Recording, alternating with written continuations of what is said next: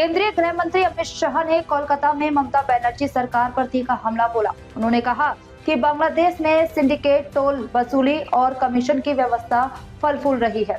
सत्ता कुछ गिने चुने लोगों के हाथ में सिमट गई है, जिससे राज्य का विकास रुक गया है। ममता बनर्जी के शासन में सिंडिकेट, टोलबाजी, कट मनी न केवल वो सिस्टम को बढ़ावा दिया है, यहाँ कमाई करने का अधिकार एक ही व्यक्ति को है, भाईपों को है, और किसी को कमाई करने का अधिकार नहीं है।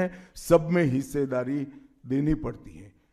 बंगाल एक जमाने में सब बात में सबसे पहले था। सबसे पहला मोटर कारखाना पश्चिम बंगाल में लगा।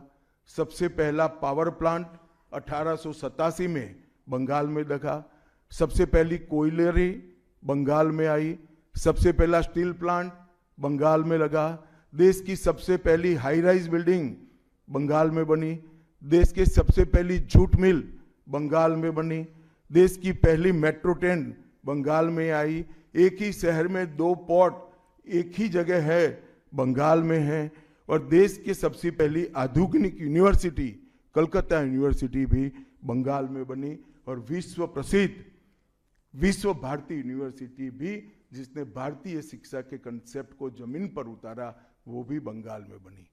मगर ममता जी, आप गौरव मत करिएगा, इसमें से कुछ आपके समय में नहीं हुआ है। ये जो करने वाले थे, उनके पूरे रिदम को, इनकी लय को, बंगाल की विकास की गति को तोड़ने का आप काम करें।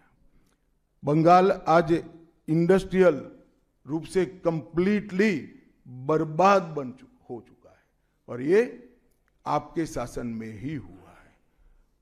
आधा अधूरा तो कम्युनिस्ट बेचारे कर गए थे, आपने तो पूरा ही समाप्त कर दिया।